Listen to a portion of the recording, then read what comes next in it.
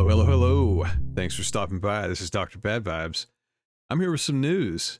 And I always said I wasn't going to talk about the gruesome twosome on my channel. That's for Jen's channel. If you want to hear more about Harry and Meghan, check out Real Housewives Recaps. But they crossed into my news because Prince Goober had to insult the meme king of Twitter, Elon Musk himself. I want to talk about that a little bit and just some of the nonsense that I just read. Anyways, let's get into it. So I guess as most of the viewers probably know, the gruesome twosome is in Colombia now for some reason. The reason supposedly being to lecture Colombian citizens about cyberbullying. Okay. So that's, I guess, where Elon comes into play. As most people probably know, Elon bought Twitter, now known as X.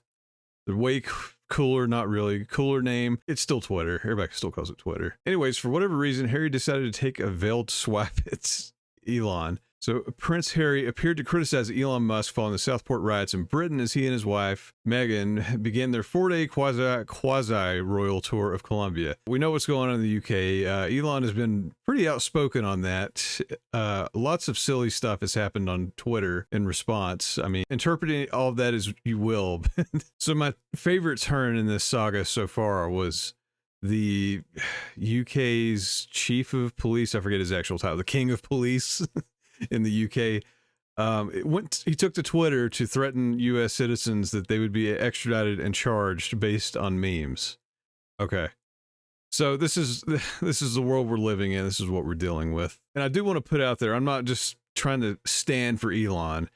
I don't have a favorite billionaire. If you're a billionaire, you've probably done some stuff that people would not be totally cool with. But from what little bit I've followed, I gotta give him a little bit of credit. I mean, he posts memes, but he did buy Twitter seemingly under, altruistic, well, not totally altruistic. He's trying to make money on it, but good intentions, at least somewhat. Maybe he's just trying to monetize good intentions. I don't know. When he initially took over, he did uncover some nonsense going on at old Twitter. I'm not going to go into all that. You can look up the Twitter files. I mean, this does go into the whole age of information that we live in and misinformation at the same time.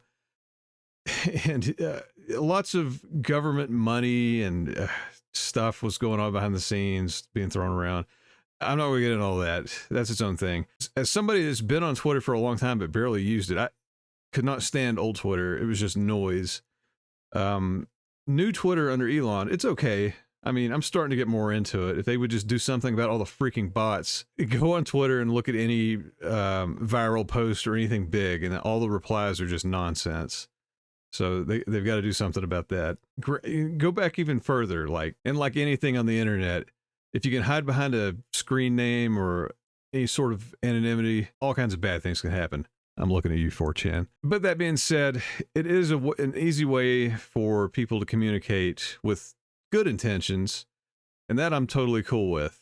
I do like the ability just to post facts or observations, and like anything else, if somebody just comes up and says something to you in real life, I mean, it's up to you to believe it, follow up on it, whatever. I don't think the transmission of information or opinions or speech in general should be impeded. I think that should all be free, the end.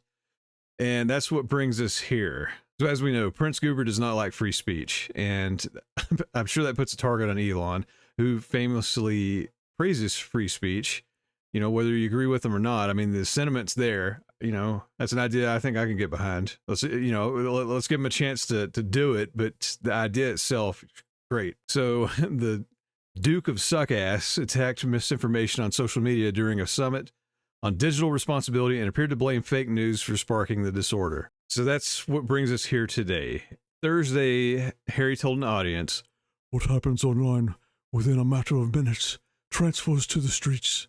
People are acting on information that isn't true." Because he is the prince of true information, correct?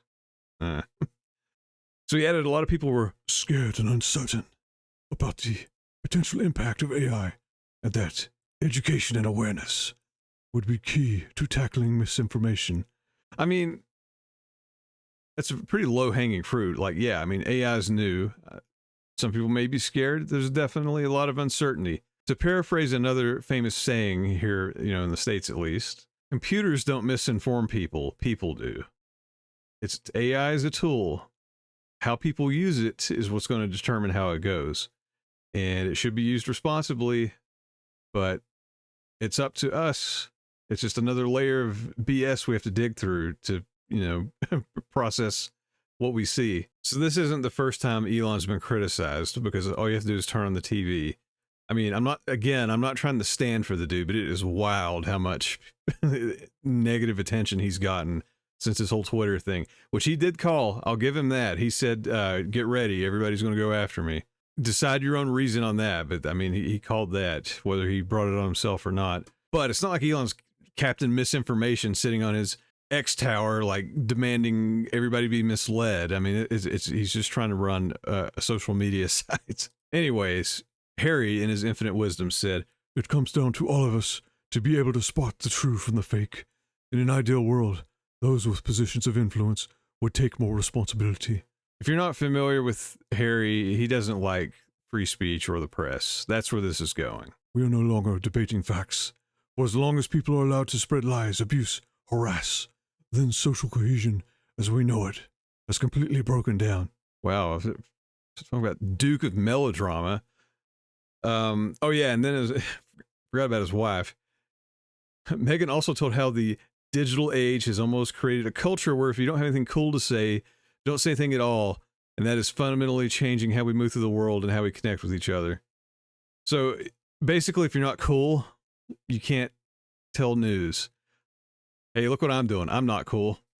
During that same discussion, she was wearing a brown silk shirt worth 550 pounds and trousers worth 220 pounds, shoes worth 620 pounds, and a Cartier necklace worth almost 13,000 pounds. So she's totally down to earth, right? This is somebody clearly qualified to give us advice, especially, and I'm just talking about like US, UK standards. They're in Colombia, where, if I'm not mistaken, correct me if I'm wrong, I believe the average yearly income is $10,000 US. And she's wearing a necklace worth more than that, telling people how they should live. Okay. And she's very proud about it too. Self hugs. So I'm not going to go on the whole thing right here. You can check that on Jen's channel.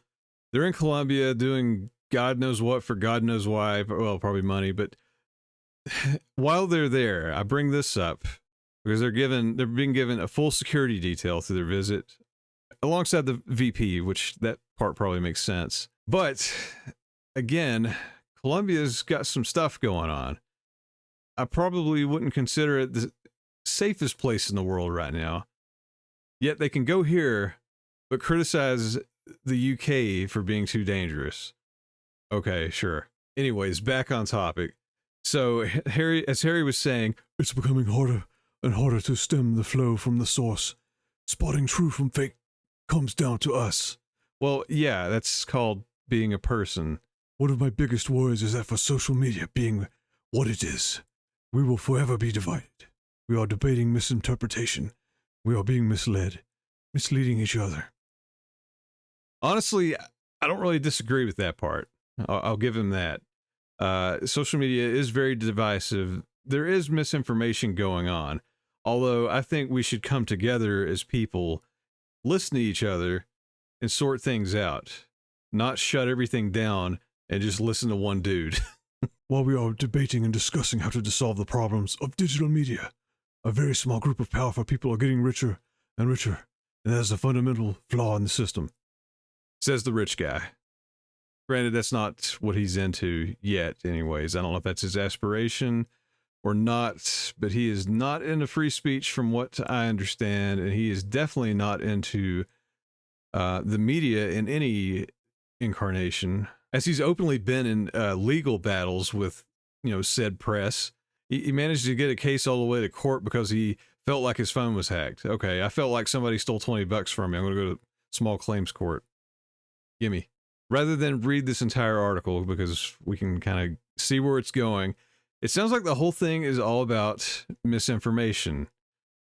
And I believe, this is just speculation, this is my opinion, there's information that they specifically do not like. You know, as somebody on YouTube and somebody that's, you know, knows somebody that's on YouTube that says things that they obviously do not like. That's a coincidence. And all that being said, it sounds like they're sowing the seeds to have things shut down, have things silenced. Obviously, just don't be lying. Don't make stuff up. Don't blindly follow everything you hear. But you're allowed to speak the truth. Just because some people say nonsense, whether it be on person or online, doesn't mean that everything out there is a lie. So as I say that, of course, we get to the meat of everything. This quote comes from Megan. Think about your parents. Maybe your grandmother used to say it to you also. If you don't have anything nice to say, don't say anything at all.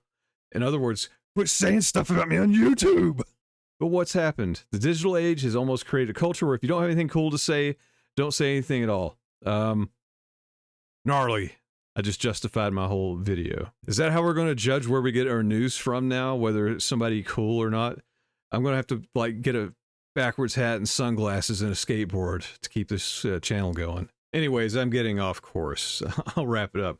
So the summary here, especially at the end, is they decided to go to Colombia, disrupt everything to tell all of us plebes how to live our life and who to listen to. Just another little tidbit I like to add. So as they come down from their golden jet or whatever to tell everybody this amazing news that only they can bestow upon us, the locals, the residents of Colombia, have had to dance around this, have their daily lives disrupted.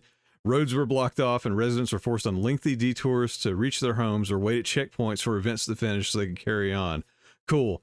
So I have to wait to finish my job and go home for these people that are saying nonsense, wearing outfits, worth more than what I make in a year. Awesome. Cool. Anyways, all that being said, we don't need somebody that looks elegant in a $2,000 dress to tell us how to think and act. I think we could do that on our own.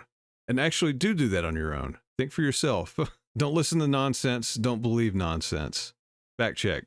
It's easy. Most of us have access to the most information in human history in our back pocket. So, use it responsibly. Don't listen to people that want to control what you hear. Unless it's me, like and subscribe. Anyways, I've rambled enough. I'm going to leave it there. Let me know what you think about this. Any more opinions? Has any more nonsense been said? And if you made it here to the end of the video, do check out Jen's channel. I did help her launch some new merch. It's almost fall. So, Beetlejuice is coming out and, she's got her drunk geese. So we've got Beetlegoose, the outfit. Now we got some Beetlegoose shirts and stickers and stuff. Check it out. I'll link it in the description. She's just got a whole thing of it on her channel. And everybody have a good weekend. See ya.